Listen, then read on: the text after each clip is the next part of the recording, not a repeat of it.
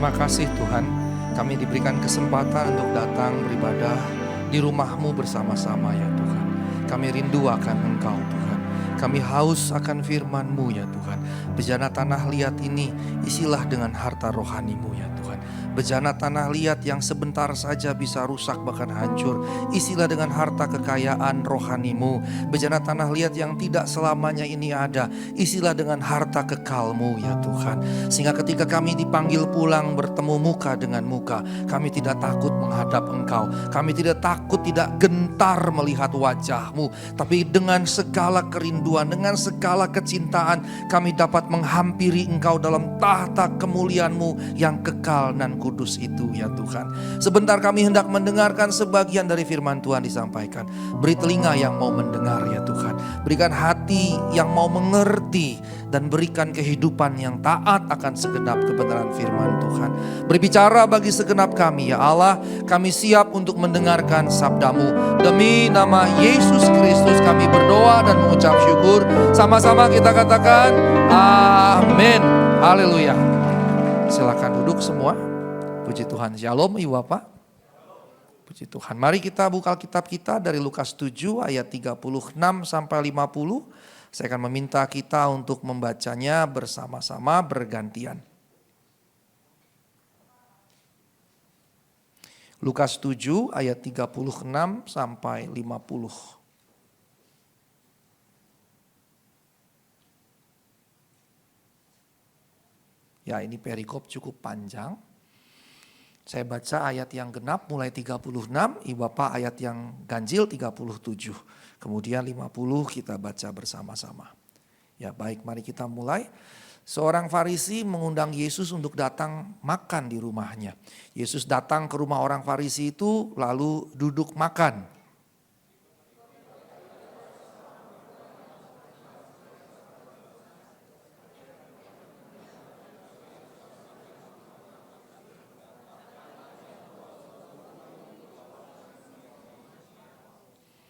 Sambil menangis ia pergi berdiri di belakang Yesus dekat kakinya, lalu membasahi kakinya itu dengan air matanya dan menyekanya dengan rambutnya. Kemudian ia mencium kakinya dan meminyakinya dengan minyak wangi itu.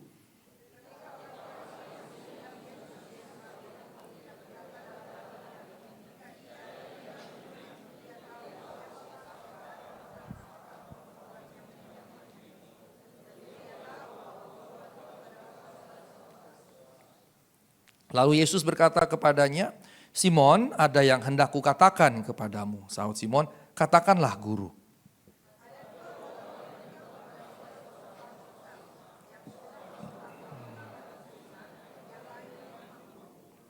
Karena mereka tidak sanggup membayar, maka ia menghapuskan hutang kedua orang itu. Siapakah di antara mereka yang akan terlebih mengasihi dia?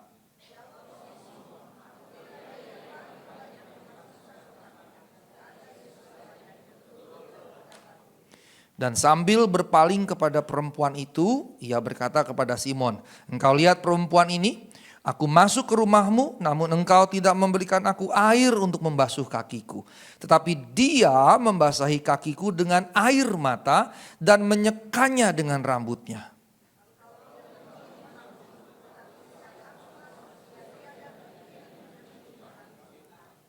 Engkau tidak meminyaki kepalaku dengan minyak, tetapi dia meminyaki kakiku dengan minyak wangi.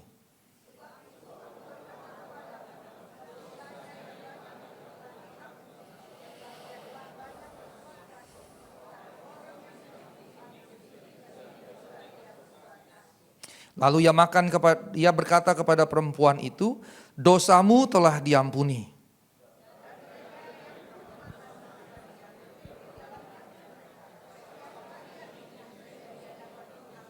Bersama-sama. Tetapi Yesus berkata kepada perempuan itu, imanmu telah menyelamatkan engkau, pergilah dengan selamat. Puji Tuhan, yang berbahagia adalah mereka yang mendengarkan, mengerti dan menaati firman Tuhan. Slide kedua langsung saja. Ibu Bapak yang terkasih, cerita kita ini ada paralelnya di Markus pasal 14 ayat 3 sampai 9. Kemudian juga di Matius 26 ayat 6 sampai 13. Ceritanya sama persis. Tetapi kemudian di Yohanes 12 ayat 1 sampai 8 ada kisah yang serupa. Tetapi kita tidak bisa katakan ini cerita yang sama. Mengapa? Karena karakternya berbeda. Kalau di versi Lukas, Markus, dan Matius, perempuan itu disebut perempuan berdosa. Dan kemudian yang punya rumah itu orang Farisi bernama Simon. Sementara dalam Yohanes, perempuannya adalah Maria, saudari Marta dan Lazarus. Dan ia mengurapi Yesus, dan Lazarus kita tahu bahwa di pasal 11 Lazarus adalah dia yang dibangkitkan dari kematian. Jadi dua cerita yang berbeda ya. Slide berikutnya. Ini fokusnya karenanya, slide berikutnya, fokusnya bukan pengurapan. Kalau ayat 41 sampai 47 kita baca, di sini diceritakan perumpamaan tentang menghapus hutang 500 dinar yang dibandingkan dengan 50 dinar. Dan kemudian dikaitkan dengan Simon orang Farisi ini dengan perempuan berdosa. Jadi dengan kata lain ini bicara tentang bagaimana seseorang akan lebih banyak mengasihi ketika lebih banyak diampuni. Sementara orang yang sedikit mengasihi itu karena sedikit diampuni. Jadi Tuhan sebetulnya sedang menyampaikan sebuah filosofi mendasar terkait dengan kasih mengasihi. Dan jelas Tuhan merujuk pada Simon sebagai orang yang kurang diampuni karenanya kurang mengasihi. Sementara perempuan berdosa ini lebih banyak mengasihi karena lebih banyak diampuni. Bukan bahwa Tuhan pilih kasih. Tetapi ini bicara bukan dari pihak Tuhan, ini bicara dari pihak manusia-manusia ini. Simon dan perempuan berdosa. Nah sekarang boleh tolong tayangkan ayat yang ke-36, 37 saja langsung. Ya, 37. Nah Bapak yang terkasih, di ayat 3, sebentar saya bicara 37 tapi 36 dulu. Di sini dikatakan, boleh tayangkan dulu 36. Dikatakan seorang Farisi mengundang Yesus datang makan di rumahnya. Berarti Yesus ini tamu undangan. Dia bukan datang untuk minta makan, dia bukan datang untuk mengemis. Dia diundang untuk datang. Sehingga Yesus sebetulnya tamu undangan, tamu terhormat. Maka Yesus kemudian datang dan duduk makan ya. Jadi ini tanamkan dulu dalam pikiran sebelum kita membahas lebih lanjut bahwa Yesus tamu terhormat, tamu undangan.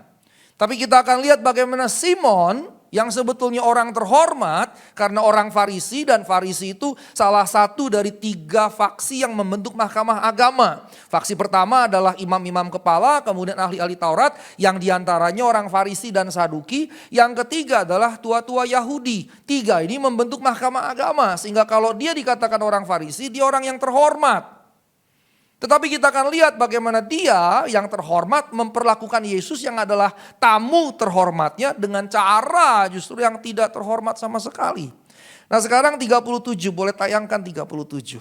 37 dikatakan di situ, di kota itu ada seorang perempuan yang terkenal sebagai seorang berdosa. Sebelum saya menyampaikan pada pokok khotbah saya akan sedikit mengambil beberapa nas yang bernas gitu, yang berisi, yang padat dari ayat-ayat ini. Satu ayat ini ada 2 poin yang saya ingin bagikan pada ibu bapak sekalian. Yang pertama, terkenal sebagai seorang berdosa. Ibu bapak, kalau nama ibu bapak masing-masing disebut, engkau terkenalnya sebagai apa? Coba setengah menit, 1 menit, coba renungkan. Ketika nama Asigor Sitanggang disebut, kemudian orang meresponsnya gimana? Ketika nama ibu bapak disebut, kira-kira orang meresponsnya gimana? Dia mah minjem uang gak dibalikin. Ditagih, galakan dia. Kalau saya tagih dia bisa bawain golok buat saya. Kan banyak begitu ya di negeri ini kan. Bahkan terjadi ada pembunuhan gara-gara ditagih gak mau bayar, malah galakan yang berhutang gitu ya, bisa ngebunuh yang meminjamkan hutang gitu. Kira-kira ibu bapak, nama ibu bapak disebut terkenalnya apa?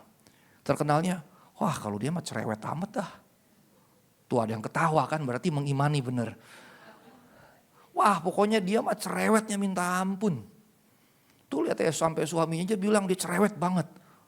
Ngigonya aja cerewet. Itu bapak-bapak tuh. Berarti punya pengalaman dengan istri masing-masing. Ibu bapak yang terkasih, kita terkenal masing-masing karena apa? Apa yang bikin kita terkenal? Dia mah pokoknya kalau ketemu dia adem bawaannya. Pokoknya kalau ketemu dia, wah gue punya masalah di rumah sama laki gue, sama bini gue, ketemu dia adem jadinya. Serasa masalah hilang gitu. Ada nggak di sini yang begitu? Atau, wah kalau ketemu dia mah ampun kayak neraka. Ngajak ribut melulu bawaannya, ngeliat mukanya aja udah ngajak ribut. Ada nggak yang di situ terkenal seperti itu? Nah, silakan setengah menit, 1 menit renungkan. Ibu bapak masing-masing terkenal sebagai apa? Perempuan ini terkenal sebagai perempuan berdosa. Dan perempuan berdosa adalah bahasa tidak langsung karena dalam ilmu Hebraisme, dalam bahasa Ibrani, ada yang disebut Hebraisme, gaya bahasa Ibrani membahasakan tidak langsung. Membahasakan tidak langsung. Dalam budaya Jawa juga cukup banyak komunikasi yang tidak langsung. Dalam budaya Batak kami dulu juga begitu. Kalau ibu bapak di sini ada orang Batak, dahulu kala orang Batak mertua laki-laki tidak boleh ngomong kepada menantu perempuan. Ngomongnya bagaimana? Hai tembok, tolong sampaikan pada si A. Bapak geleng-geleng, tapi begitu Pak. Tapi dulu Pak, sekarang sudah tidak. Abang saya itu sempat waktu tahun-tahun pertama kami menikah, saya dengan istri saya menikah, abang saya tidak akan mau ngomong langsung ke istri saya. Ngomong itu ke mama saya atau ke saya gitu. Saya bilang kolot banget sih udah zaman now masih kayak begitu gitu. Tapi itu budaya. Jadi ada cara-cara bahasa yang tidak langsung. Nah orang Ibrani termasuk adalah budaya yang ketika berbahasa tidak langsung.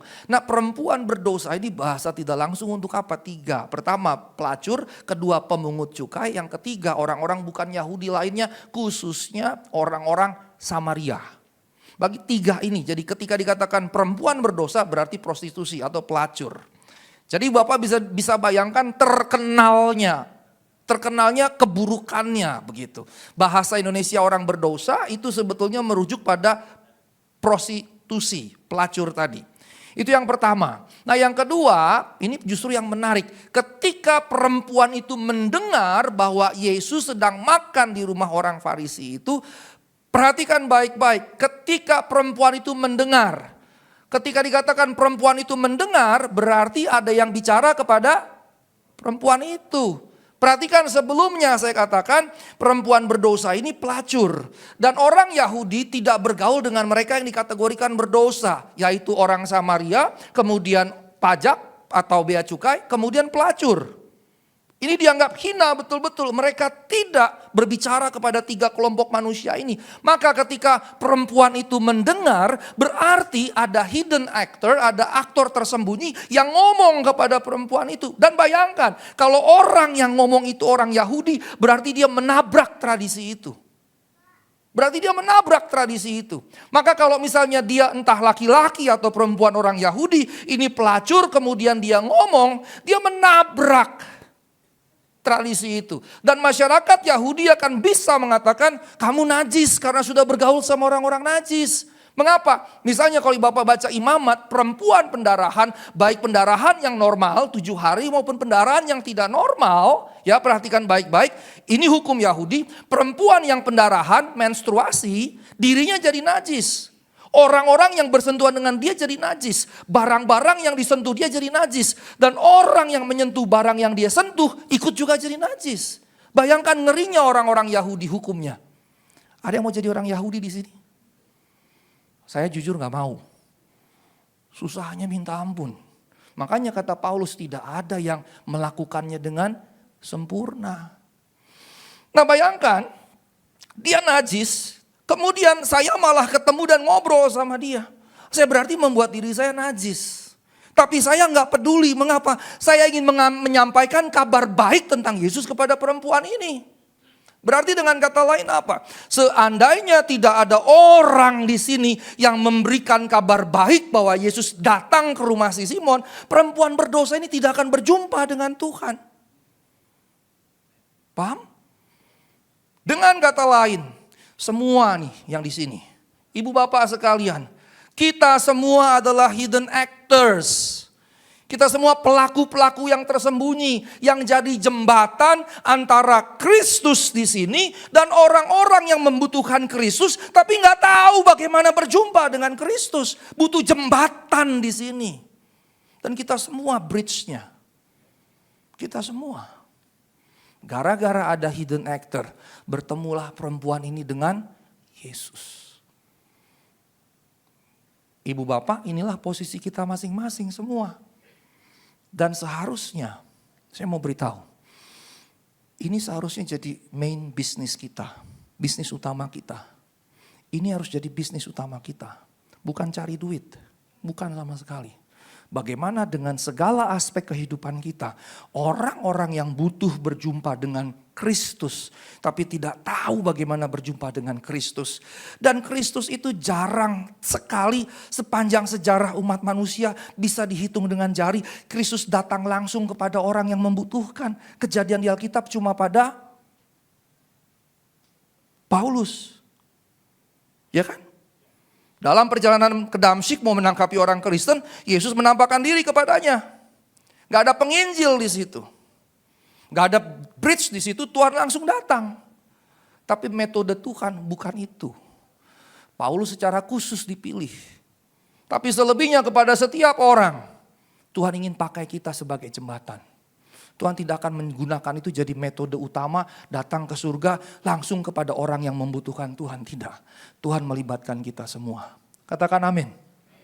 Tuhan melibatkan kita semua. Makanya ini main bisnis kita. Pak, bukannya kerja, kerja bagian dari itu.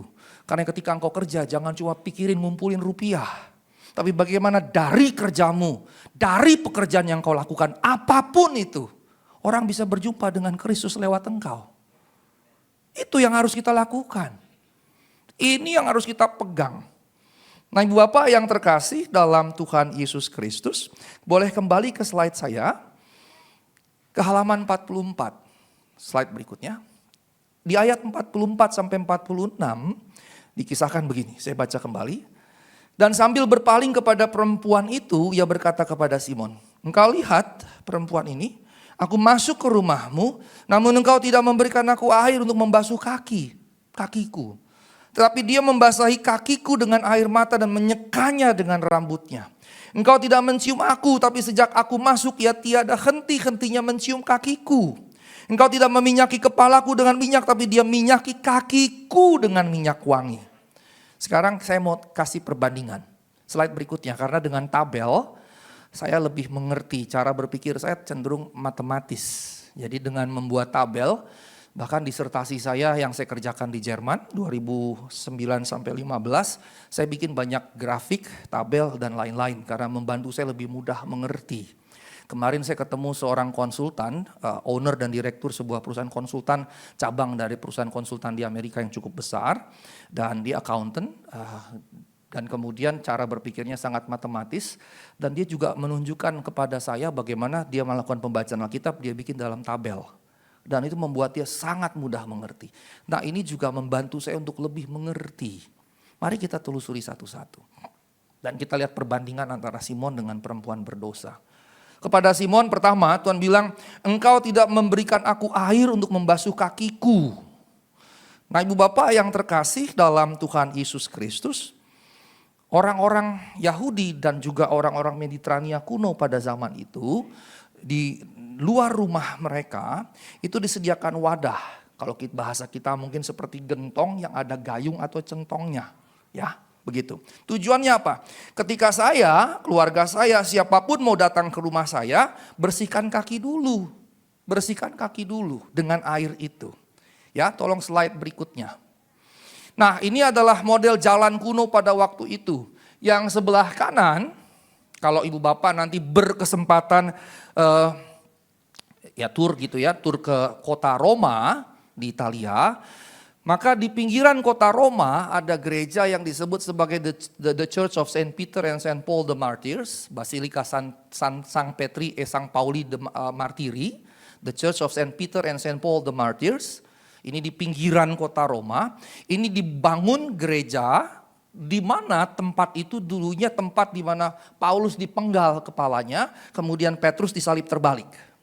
Nah, di depan gereja itu di pinggiran kota Roma, itu ada sepotong jalan yang lebarnya kurang lebih sekitar 6 meter, panjangnya saya lupa antara 15 atau 20, dan dipreservasi karena dikasih rantai besi dan kita nggak boleh masuk menginjak itu. Nah, gambaran batu-batu ini adalah jalanan zaman dahulu. Dan luar biasanya cukup banyak yang terpreservasi. terpreservasi setelah 2 sampai 20-25 abad, bisa dibayangkan 2000-2500 tahun, sisanya masih banyak. Nah, kalau Ibu Bapak bandingkan jalan bagaimana dibangun, itu lihat strukturnya. Ini 2000 sampai 2500 tahun yang lalu, insinyur-insinyur mereka bangun jalan sudah secanggih itu. Makanya sampai 2,5 milenia pun masih bagus kan? Nggak kayak jalanan kita kan? Jalanan kita sebentar aja udah rusak begitu. Udah gitu dibikin sumur resapan lagi. Kalau Ibu Bapak ke Menteng, kampus saya itu proklamasi daerah Menteng. Menteng itu kan daerah paling elit di Indonesia. Tapi kalau Bapak masuk ke daerah Menteng, cukup banyak jalanan yang dibikin sumur resapan jadi jelek sekali. Nggak ada estetikanya sama sekali. Nggak ada estetikanya. Kadang-kadang saya bingung, sekolahnya di mana sih? Jangan-jangan banyakan bolosnya waktu kuliah. Titip absen sama temennya. Bayangkan betapa berlapis-lapis itu dibuat. Dan Ibu Bapak, saya ngambil ini bukan sekedar main ngambil. Ini dari Harvard University Documentary. Saya ambil dari Harvard. Sumbernya sumber sangat terpercaya. Saya dosen, jadi saya harus ambil sumber yang betul-betul bisa saya percaya. Ya, jadi bayangkan seperti itu jalanannya. Dan Ibu Bapak yang terkasih, jalanan seperti itu dibangun oleh orang-orang Romawi saat itu. Dan sebetulnya konsep jalan tol itu dari mereka idenya. Jadi bahkan dari sekitar abad ke-4 sampai ke-6 sebelum Masehi, mereka sudah membangun jalan yang begitu besar, lintas kota, bahkan lintas provinsi, bahkan lintas negara. Jadi kalau misalnya lembahnya itu diuruk, kalau bukit-bukitnya dibelah begitu. Dan itu bayangkan sudah dari 2000 sampai 2500 tahun yang lalu. Jadi kalau misalnya kita belajar, anak saya masuk arsitektur ITB mulai semester ini dan katanya ada sejarah tentang arsitektur.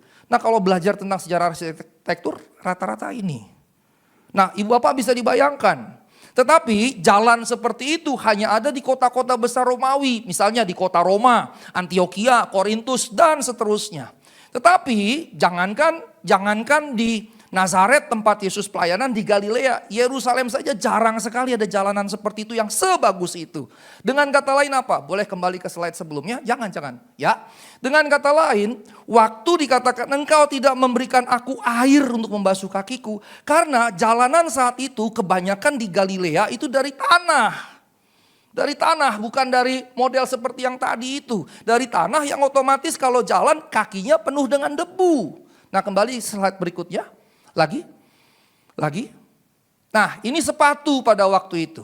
Kalau di sini ada yang belajar fashion, ternyata juga fashion itu berasal dari budaya Romawi kuno.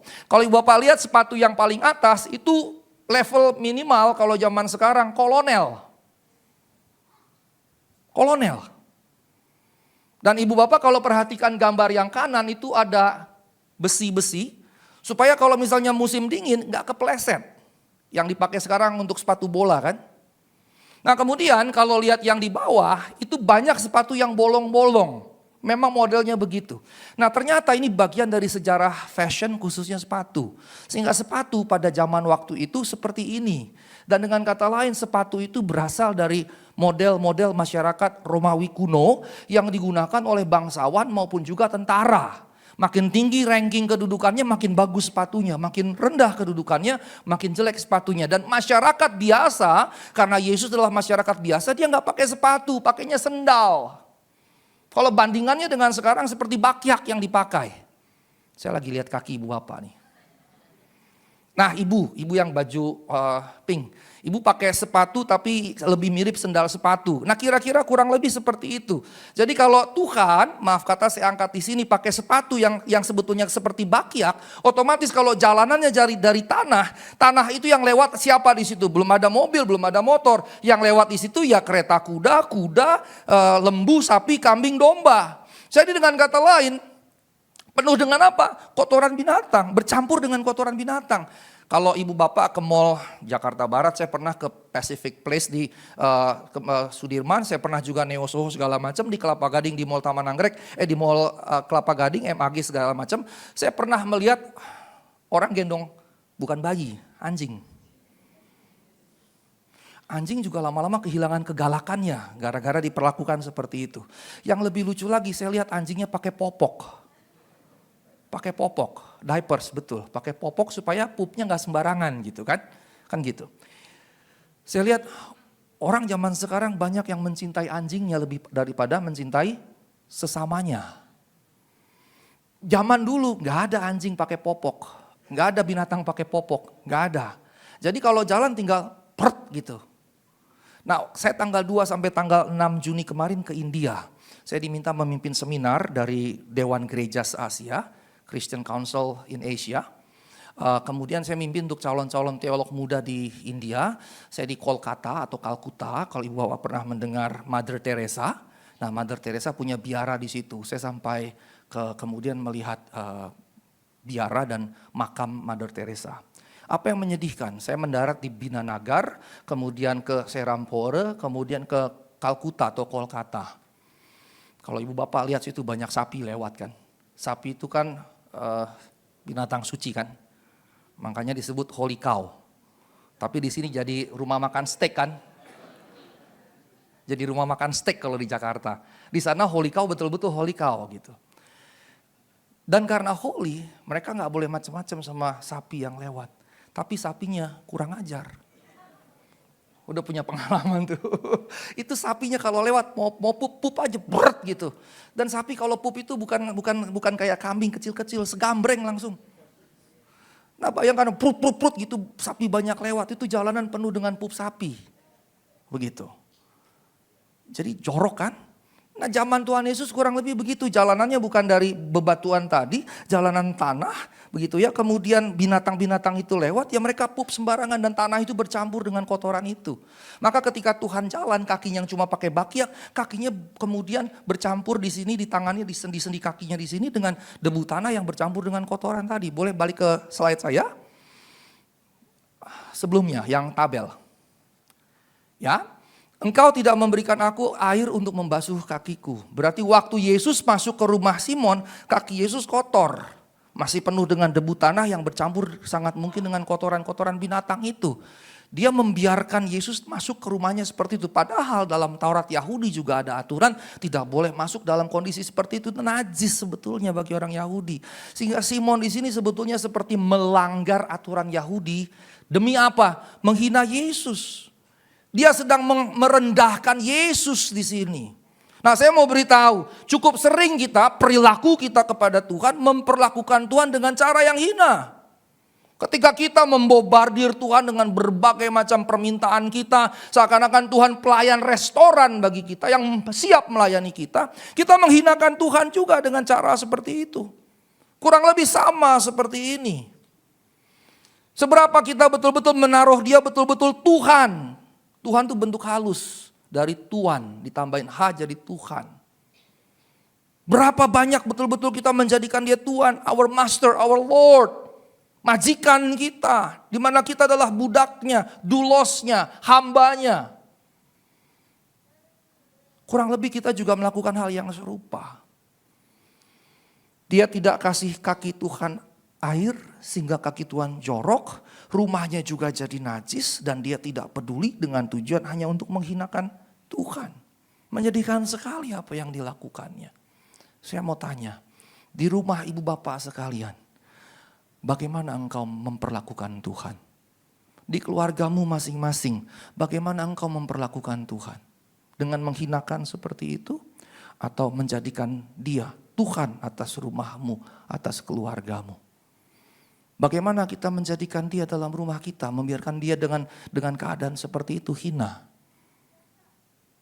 Nah Bapak yang terkasih, itu yang pertama. Yang kedua dikatakan engkau tidak menciumku. Nah Bapak yang terkasih, ini bukan ciuman hawa nafsu. Mahasiswi saya di kampus saya pernah satu kali berkata gini, Pak Sigor ini kok ada ayat yang begini ya, kok erotis ya, cium-ciuman segala macam. Katanya begitu. Saya bilang ini bukan ciuman erotis. Ini bukan ciuman kalau anak zaman now bilangnya French kiss ya. French kiss itu gitu. Kayak apa? Kudanil ya. Pernah lihat kudanil kan kalau udah mangap gede gitu kan. Ini bukan ciuman hawa nafsu seperti itu. Ini ciuman penghormatan. Makanya dikatakan engkau tidak mencium aku, berarti siapa yang mencium? Simon. Jadi dengan kata lain, Simon sebagai orang yang mengundang Yesus dan menyebut Yesus rabi atau guru, berarti Simon naruh Yesus sebetulnya tinggi, menyebut Yesus rabi, berarti dia murid. Nah sebagai murid dia yang datang mencium Tuhan. Ingat apa yang terjadi dengan Yudas Iskariot ketika Tuhan ditangkap di Taman Getsemani? Simon datang mencium Tuhan. Makanya Tuhan bilang, apakah dengan menciumku engkau mau menangkap aku? Maka di sini dia berkata kepada Simon, engkau tidak mencium aku, berarti engkau tidak menunjukkan hormatmu sebagai murid kepada guru. Dan ini budaya saat itu, ini bukan ciuman bibir ke bibir begitu, tetapi pipi ke pipi. Dan dalam budaya Timur Tengah ini biasa. Ini biasa, yang kemudian juga hadir dalam banyak budaya. Waktu saya baru-baru datang ke Jerman, saya kalau ketemu orang cenderung pilih salaman begitu. Tapi teman-teman saya di Jerman biasa saja cium pipi kiri begitu kan, cium pipi begitu. Nah kemudian saya ke Belanda, saya pelayanan di Belanda, waktu saya pelayanan ke Belanda saya cuma cium pipi 1 kali gitu. Ternyata di Belanda tradisinya bukan 1 kali, 2 kali, 1, 2 begitu. Saya jadi bingung kan. Terus kemudian satu ketika saya pergi ke Swiss, pelayanan juga. Waktu saya pergi ke Swiss, ciumannya beda lagi, 3 kali. 1, 2, 3 begitu.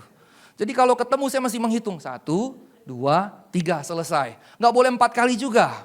1, 2 kali juga nggak boleh. Satu ketika saya pulang ke Jerman, ketemu dengan teman saya sesama mahasiswa, perempuan, orang Jerman asli. Waktu saya ketemu dia, saya pelukan, terus saya cium pipinya 3 kali. 1, 2, 3. Saya lupa kalau saya sudah di Jerman. Jadi waktu kali kedua dia narik mukanya begini. Maksudnya apa ini? Ya saya paksa saja 1, 2, 3 kali begitu. Oh iya saya bukan lagi di Swiss, ternyata di Jerman. Kalau orang Polandia itu pakai hidung. Begitu. Nah di NTT juga begitu. Orang-orang di NTT kalau ketemu tuh hidung dengan hidung. Maka waktu COVID kemarin mereka nggak boleh cium dari hidung ke hidung. Karena langsung cepat pindah kan virus COVID-nya kan begitu. Nah ibu bapak ini budaya gitu ya, ini budaya. Tetapi kemudian berarti Simon tidak melakukan budaya yang semestinya menghormati orang yang lebih tua, bahkan orang yang dianggap rabi. Dan ini kurang ajar sebetulnya. Ini kurang ajar. Kurang ajar. Nah kalau kita orang Indonesia kita punya budaya menghormati orang lain, selayaknya kita ikuti. Karena kita lahir dalam budaya kita. Nggak perlu ke barat-baratan. Gua kan orang barat. Iya Jakarta Barat benar. Nggak perlu ke barat-baratan, memang itu budaya kita ya kita ikuti. Nah saya berubah betul, saya orang Batak yang kaku sekali. Awalnya tuh saya nggak pernah biasa cium pipi kiri pipi kanan, paling salaman. Istri saya kebalikan orang Minahasa, ke Belanda-Belandaan. Satu ketika saya lagi pesta, datanglah laki-laki saudara-saudara istri saya gitu terus cium pipi kiri pipi kanan. Saya bilang, lu nyium istri gua aja nggak pernah nyium di depan umum, lu kok nyium gitu. Tapi setelah terbiasa, akhirnya ya udah saya ikut-ikutan budaya itu. Itu bagian dari penghormatan. Nah di sini Simon justru tidak menunjukkan penghormatan. Sekarang boleh pindah ke slide yang ke-10. Ya stop. Kalau Bapak lihat yang paling kanan atas itu kalau dihitung pintu-pintunya ya itu adalah rumah bukan orang biasa. Rumah orang Yahudi yang kaya raya karena itu 4 lantai. 4 lantai. Jadi kalau di sini nih Bapak nih ada yang rumahnya 3 lantai, 4 lantai gak usah belagu ya. Orang Yahudi dari 2000 tahun yang lalu juga udah punya rumah kayak begitu. Ya. Jadi jangan mentalitasnya OKB. Tahu kan OKB? Orang kaya belagu lagi. Orang kaya baru. Ya. Orang Yahudi dari 2000 tahun yang lalu yang kaya punya rumah 4 lantai itu biasa. Biasa. Tapi kalau perhatikan yang kanan bawah, ya kalau yang perhatikan yang kanan bawah ini, video saya bisa dihapus dulu nggak supaya layarnya nih. Nah oke, good. Ibu bapak kalau lihat yang kanan bawah ini 2 lantai, tapi perhatikanlah baik-baik, itu ada centong di tengah itu yang saya bilang, ya. Jadi buat basuh kaki begitu. Kadang bisa dituang, kadang pakai gayung seperti itu. Nah perhatikan di sebelah kanan itu kandang ternak, baru kemudian kamarnya itu di atasnya. Ini entah kenapa kepotong. Itu di atas kamarnya. Jadi ini bahkan rumah orang biasa pun 2 lantai karena rumahnya kecil-kecil maka dibikin maksimal. Ada kandang binatang di situ, ada tempat pembasuhan di situ, kemudian ada kamarnya di atas. Nah kalau perhatikan sebelum dia naik ke atas di situ disediakan air, disitulah orang cuci kakinya, bersihkan kakinya. Dan itu yang dilakukan pada zaman saat itu. Nah kembali ke slide yang kelima. Nah Ibu Bapak, saya sudah menjelaskan yang kedua, yang ketiga, engkau tidak meminyaki kepalaku dengan minyak. Ini pengurapan. Nah pengurapan diberikan juga kepada orang yang dianggap terhormat. Dari orang yang lebih rendah statusnya. Tapi kemudian Tuhan mau bilang, tiga-tiga ini engkau tidak lakukan aku. Dengan kata lain engkau menghina aku. Engkau merendahkan aku. Yang seharusnya engkau lakukan berdasarkan budaya standar saja, tidak engkau lakukan. Tuhan mau bilang gini, yang standar saja engkau gagal. Saya juga mau beritahu sekarang pada Bapak sekalian. Banyak kita jadi orang Kristen yang standar saja kita gagal loh. Cukup banyak yang standar saja kita gagal. Tapi yang ketika yang standar saja kita gagal, kita mintanya banyak banget sama Tuhan. Diberkati berlimpah, anak cucu. Terus lagunya apa? Sebab engkau kan mengembang ke kanan, ke kiri, hajar makan babi semua gitu. Jadilah 70, 80 kilo, 80, 90 dan seterusnya. Kita meminta Tuhan memberkati berlimpah, betul. Meminta Tuhan memberkati dengan begitu banyaknya, tapi yang standar saja kita nggak lakukan. Nuntutnya kebanyakan. Nuntutnya kebanyakan. Sekarang kita bandingkan dengan perempuan yang berdosa. Engkau tidak memberikan aku air membasuh kaki, perempuan berdosa, dia membasahi kakiku dengan air mata. Nah kalau Bapak lihat gambar yang kanan atas itu renderingnya nggak pas. Ya, itu lebih ke barat ya, rendering barat. Karena Yesus tidak duduk di kursi, ada meja tapi tidak ada kursi. Kursi itu barat, karena barat dingin, Eropa dingin, maka kemudian gereja pakai kursi. Di Timur Tengah orang melantai, sama seperti di Jawa, hanya ada meja. Dan Yesus duduk selonjor, kakinya ke belakang. Makanya perempuannya itu datang dari belakang dan kemudian ada kaki Tuhan di situ, dia membasahi kaki Tuhan dengan air mata. Perhatikan air mata. Air mata berarti di muka. Di muka. Saya mau beritahu, apapun yang kau paling banggakan dalam hidupmu, cuma layak di kaki Tuhan. Perhatikan baik-baik, apapun yang kau paling banggakan, yang paling kau sanjung, yang paling kau hormati, paling layak cuma di kaki Tuhan. Sekarang apa yang lebih layak, lebih terhormat dari wajah? Air matanya membasahi kaki Tuhan. Bayangkan air mata, berarti di sini. Dan bayangkan tadi kalau saya jelaskan kaki Tuhan kotor, ada tanah, ada bercampur kotoran binatang. Berarti tanah itu kemudian pindah ke mata perempuan itu. Saya mau tanya, ada yang cukup seperti perempuan itu berani melakukan itu buat Tuhan? Ada di sini. Saya mau beritahu, saya saja belum tentu sanggup. Makanya hati-hati dengan kerendahan hati yang pura-pura. Hati-hati dengan kerendahan hati yang pura-pura. Yang pura-pura.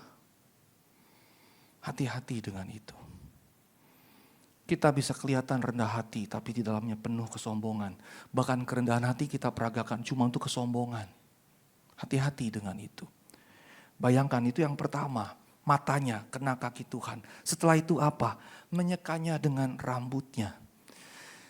Ini salah satu dari hal yang tidak mungkin saya lakukan. Karena saya gak punya rambut.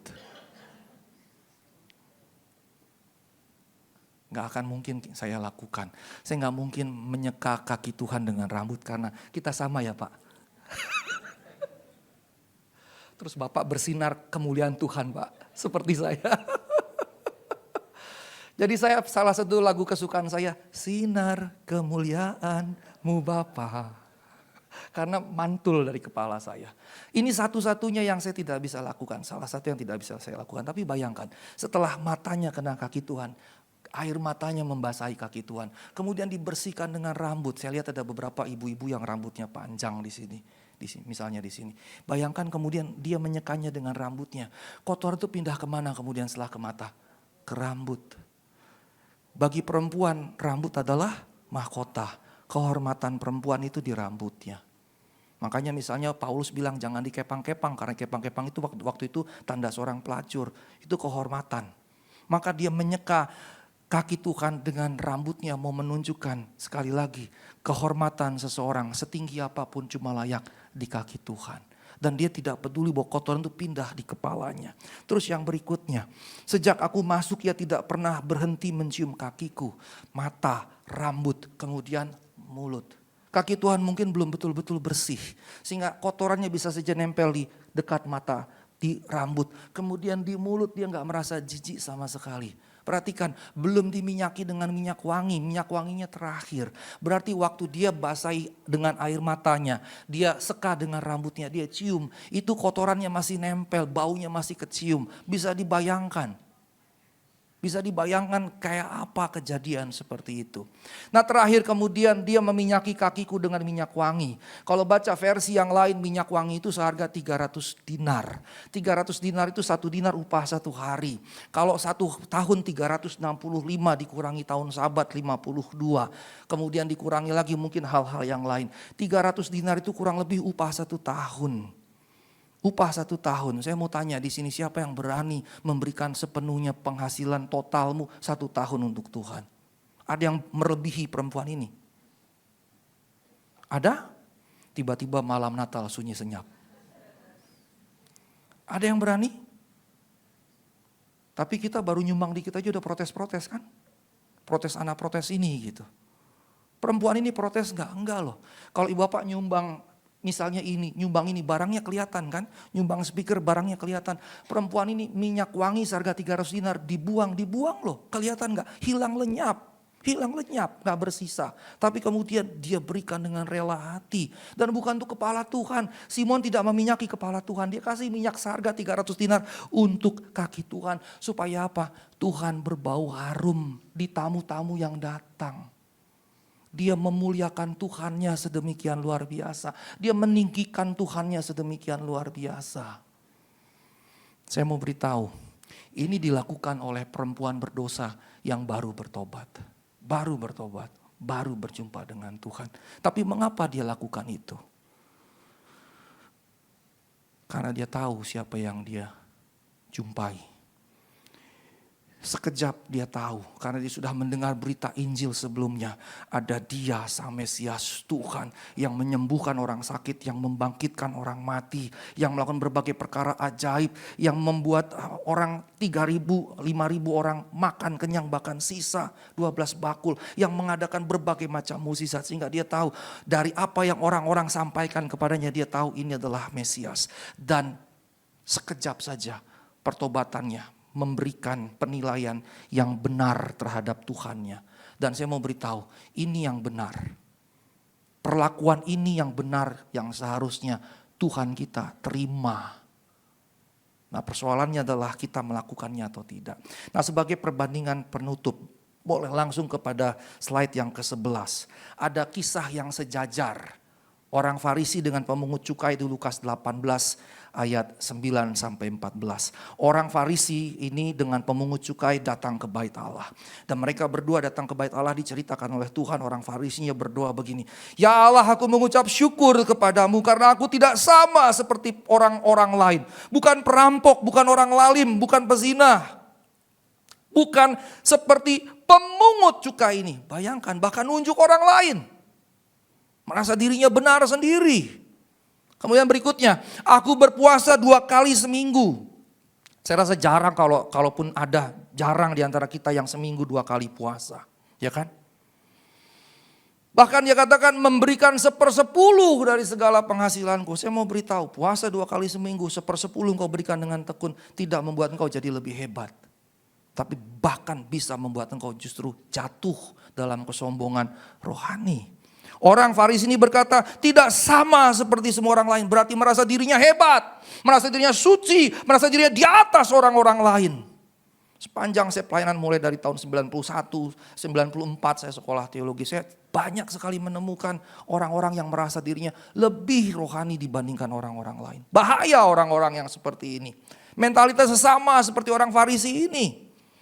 Dia katakan tidak sama seperti semua orang lain. Bukan perampok, bukan orang lain, bukan pezina. Bahkan bukan dia tunjuk orang lain pemungut cukai. Berpuasa 2 kali seminggu, berikan 1/10 dari segala. Kata segala itu berarti dia tidak bolong-bolong bayar persepuluhan. Di sini ada yang tidak bolong-bolong bayar persepuluhan? Ada? Kalau ada, haleluya. Semoga tidak ada yang bolong-bolong. Tetapi saya mau beritahu, betapapun kita melakukan itu belum apa-apa. Kemudian si pemungut cukai, kebalikannya dia berdiri jauh-jauh, tidak berani berkumpul di antara orang-orang lain yang merasa dirinya paling rohani. Dia tidak berani menengadah, karena orang Yahudi berdoa mengangkat tangan menengadah ke atas. Dan kemudian dia memukul-mukul diri dan berkata, "Ya Allah, kasihanilah aku orang berdosa ini." Dan di bagian perikop terakhir itu Tuhan berkata, siapa yang pulang dibenarkan oleh Allah? Bukan orang Farisi tapi pemungut cukai. Maka ada cerita yang paralel. Yang karenanya ibu bapak yang terkasih. Slide terakhir sebagai penutup. Kalau kita kembali kepada narasi Simon dan perempuan berdosa. Tuhan menyampaikan untuk menegur Simon. Yang di sini seorang Farisi. Tuhan berkata, engkau seperti orang yang berhutang 50 dinar. Sementara perempuan berdosa berhutang 500 dinar. Ini bukan bicara bahwa Allah pilih kasih karena yang memberi sedikit mendapatkan sedikit, yang memberi banyak mendapatkan banyak. Bukan dalam konteks itu. Tapi dalam diri si Simon tadi. Dia tidak merasa dirinya berdosa di hadapan Tuhan. Banyak kita juga begitu. Saya merasa saya baik-baik saja. Saya tidak berzina, saya tidak berbuat jahat, saya tidak merampok, mencuri dan seterusnya. Karena kita tidak melakukan perkara-perkara itu kita merasa diri kita benar. Dan karena tidak butuh banyak pengampunan dari Tuhan. Tapi saya mau beritahu, Tuhan berkata orang yang seperti itu justru kemudian tidak banyak berbuat kasih. Maka sekarang coba flashback dari sejak engkau bertobat. Flashback dari engkau bertobat. Dari sejak engkau bertobat katakan 5, 10, 20 tahun lalu. Berapa banyak yang sudah engkau persembahkan buat Tuhan. Kehidupanmu buat Tuhan. Berapa banyak yang engkau berikan buat Tuhan. Itu menunjukkan berapa banyak engkau menilai dirimu sendiri dan Tuhanmu. Nah ibu bapak yang terkasih dalam Tuhan Yesus Kristus. Karenanya yang Tuhan maksudkan adalah kesadaran penuh akan keberdosaan. Bahwa kita sekalipun tidak berbuat dosa, kita berdosa di hadapan Tuhan.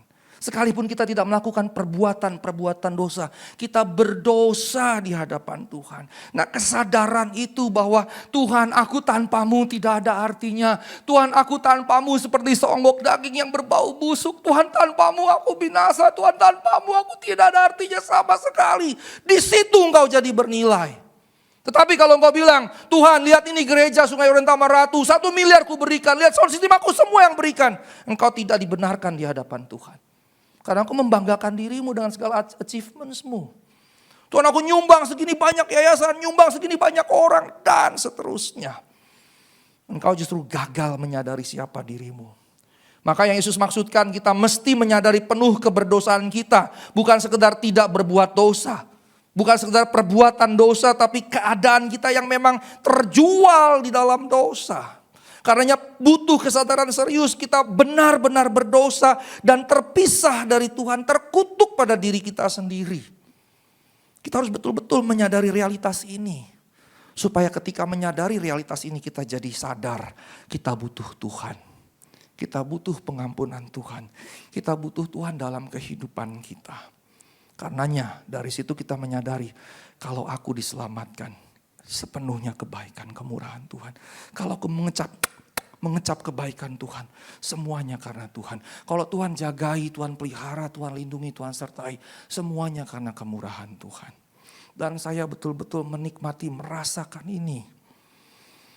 Tanggal 10 Juli tahun ini, hari Rabu, jam 3 sore.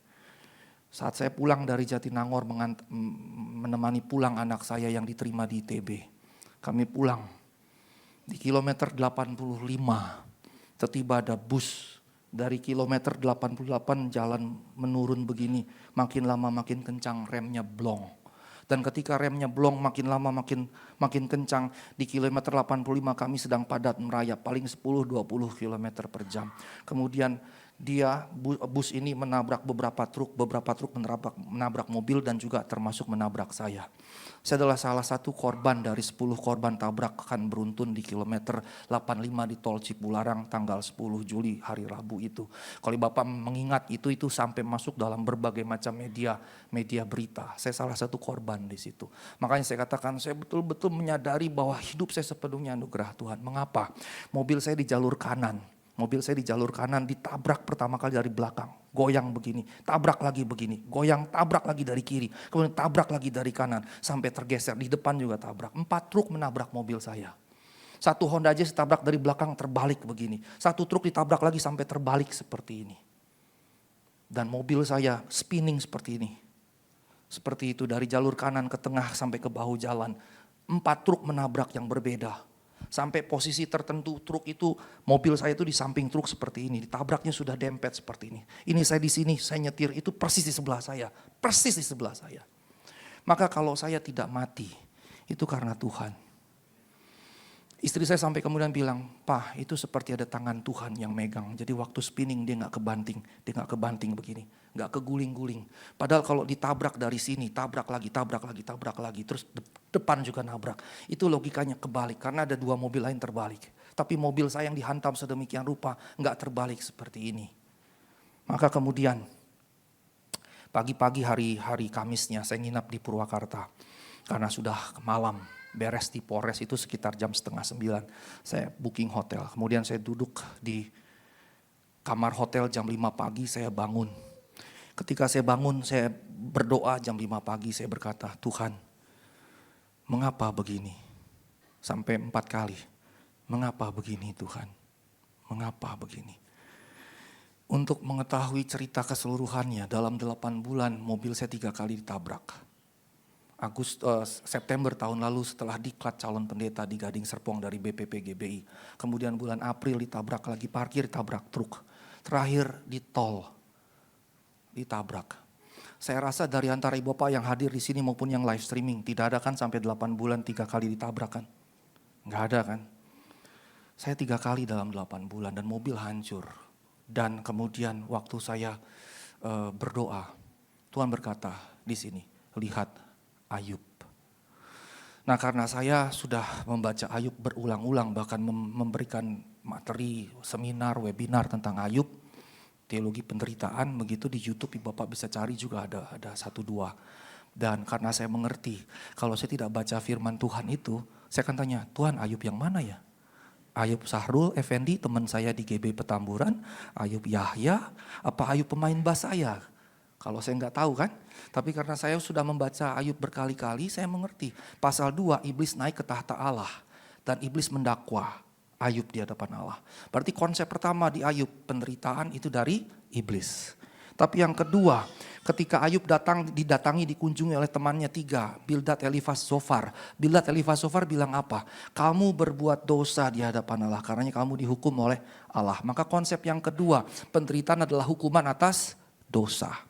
Tapi kemudian respons Ayub apa? Ayub bilang begini, "Dengan tidak berdosa, dengan tidak bersalah, Allah menghukum saya." Berarti dalam pemahaman Ayub, konsep yang ketiga, Allah berlaku prerogatif atau kasarnya semena-mena suka-sukanya Allah.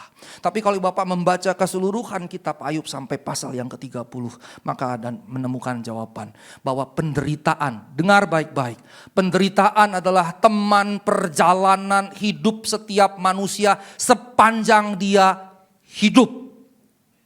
Dengar sekali lagi. Penderitaan adalah teman perjalanan kehidupan setiap manusia sepanjang kehidupannya. Maka ketika di hati, lihat Ayub, saya jadi mengerti. Tuhan mau bicara begini, Asigor, jangan berduka ketika engkau mendapatkan penderitaan. Itu bagian dari kehidupan setiap orang. Saya langsung mengerti apa yang Tuhan maksud, tapi kemudian ada kalimat kedua, masing-masing singkat-singkat saja. Kalau Bapak rutin baca firman Tuhan, engkau akan mengerti, engkau gak perlu dapat kalimat panjang-panjang, pasti langsung mengerti apa yang Tuhan maksudkan. Kalimat yang kedua cuma berkata begini, "Nyawamu kulindungi." Begitu ada kata itu muncul, sampai sekarang saja saya tidak bisa menahan haru saya. Saya duduk, saya menangis, dan saya berkata, "Terima kasih Tuhan. Terima kasih, saya jadi demikian terharu." Mengapa? Karena perlindungan atas nyawaku, perlindungan Tuhan atasku juga ternyata berlaku atas istri dan anak-anakku. Bukan cuma atas istri dan anak-anakku, tapi bahkan 9 korban yang lain, karena tidak satu pun ada yang cedera. Bayangkan, sudah kebalik-balik begitu. Tidak satu pun cedera. Bayangkan. Maka kemudian saya menangis, katakan, "Terima kasih Tuhan. Perlindungan-Mu atasku juga melindungi istriku, melindungi kedua anakku, bahkan teman anakku, bahkan 9 korban yang lain." Waktu kecelakaan itu terjadi, saya betul-betul tenang sama sekali. Gak ada rasa takut satupun. Dalam hati Tuhan, kalau waktunya saya mati, silakan Tuhan. Nggak ada takut sama sekali. Maka saya keluar, saya lihat anak saya, 2, kemudian istri saya, kemudian anak teman saya lihat semua baik. Maka kemudian yang saya kerjakan apa? Saya tolong, ada korban satu kenek itu ya, di jalan begitu. Saya angkut ke tandu, saya bawa lagi, bantu ke dalam ambulans. Mobil Honda Jazz itu saya bantu dorong balik lagi. Kemudian truk itu saya bantu, saya dorong lagi. Padahal saya punya inflammatory muscle di sini. Peradangan otot.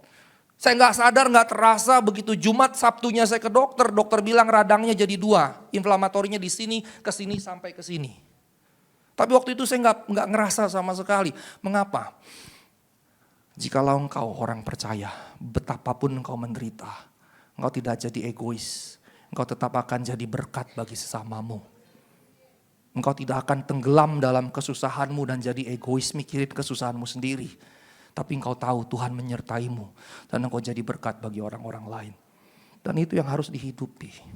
Nah, Bapak yang terkasih dalam Tuhan Yesus Kristus, setelah kejadian dan Tuhan berkata seperti itu, saya berkata sama istri saya, kita seharusnya mati. Seharusnya saya tidak khotbah di sini. Ini betul-betul. Seharusnya saya tidak khotbah di sini. Seharusnya kami berlima mati. Maka saya bilang sama istri saya, God has given us another chance to be His blessings. Allah memberikan kesempatan kedua, kesempatan berikutnya bagi kita untuk jadi berkat.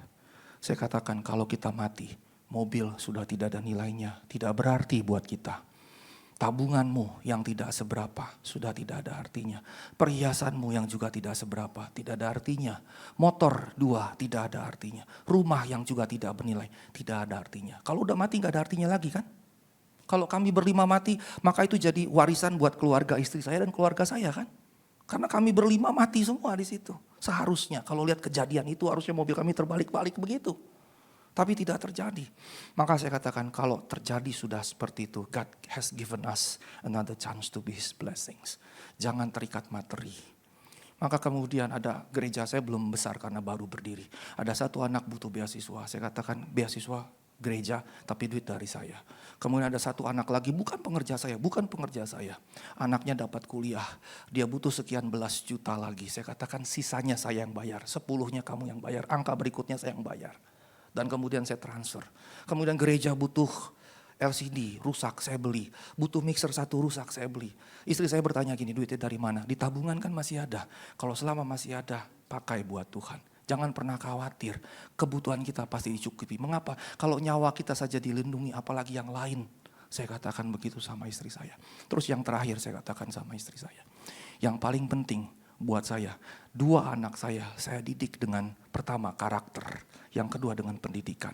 Saya tidak akan mewarisi banyak harta untuk mereka. Tapi saya akan warisi pertama karakter Kristus. Yang kedua pendidikan. Dan kalau saya warisi ini 2 untuk anak-anak saya lepas mereka bisa hidup dan mempermuliakan Tuhan. Nah ini yang harus jadi mentalitas kita. Muliakan Tuhan, selayaknya Dia Tuhan. Amin. Mari kita bangkit beri. Kita angkat pujian seperti wanita yang datang mengurapimu.